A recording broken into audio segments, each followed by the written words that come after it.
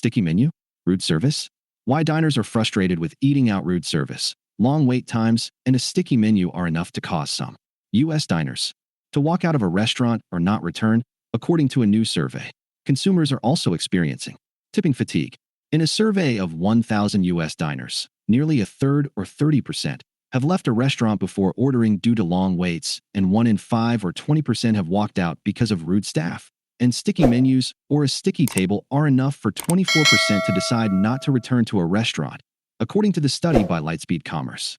USA Today was given an exclusive first look at the study by the point-of-sale commerce platform that serves a variety of retail and hospitality clients. Good service is more important than ever in a time when people are choosing their dining experiences more intentionally. Delivering on the basic foundations of good service, like hot food, respectful service, and reasonable wait times, matters more than ever, said Adoniram Sides, Senior Vice President of Hospitality at Lightspeed, in a press release. Customers are looking to feel valued the moment they walk through the door. As dining becomes more of a treat as inflation and other economic stresses cause people to pull back on spending, customer expectations will continue to rise. Sides told USA Today in an interview that if a customer goes to a restaurant and finds a sticky menu or table, they're going to get turned off, he said. I'm sure you've been to a restaurant where you've picked up a menu where it's falling apart. It's maybe a little gross, or there's a stain, and you're like, what's going on in this place? Like, is the kitchen clean? Said Sides. Paul Keeley, 64, of Seattle, considers himself a foodie and likes to go to little mom-and-pop eateries, as well as fine dining establishments. Keeley said he will give some extra grace to a small local eatery where he knows the food is good for a sticky menu or surroundings that aren't as clean. Still, the cleanliness of the table and menu and bathroom reflect the cleanliness of the kitchen, Keeley said, referring to a quote he once read from the late celebrity chef Anthony Bourdain.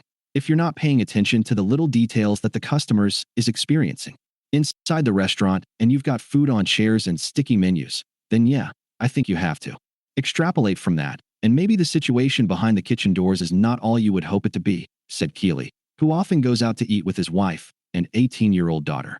Rude service is a turnoff for many diners in Lightspeed's survey. 40% of U.S. respondents said rude service would keep them from returning to a restaurant.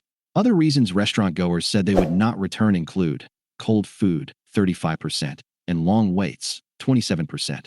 Keeley said he would never walk out of a restaurant in the middle of a meal, even if he was getting bad or rude service. But if it is rude service in the order of, I'm going to argue with you about something at the table, then yeah, I would be inclined to never go back. He said he also has a rule to not let his dining companions trash a restaurant while they are still sitting there.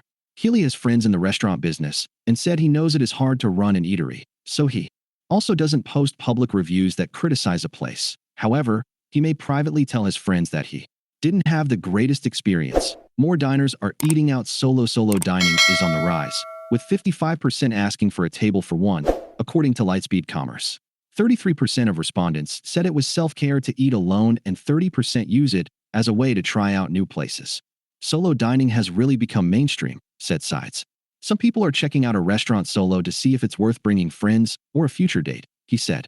Adults ordering from the kids' menu. More the kids' menu is also becoming a go-to choice for adult diners, according to the survey.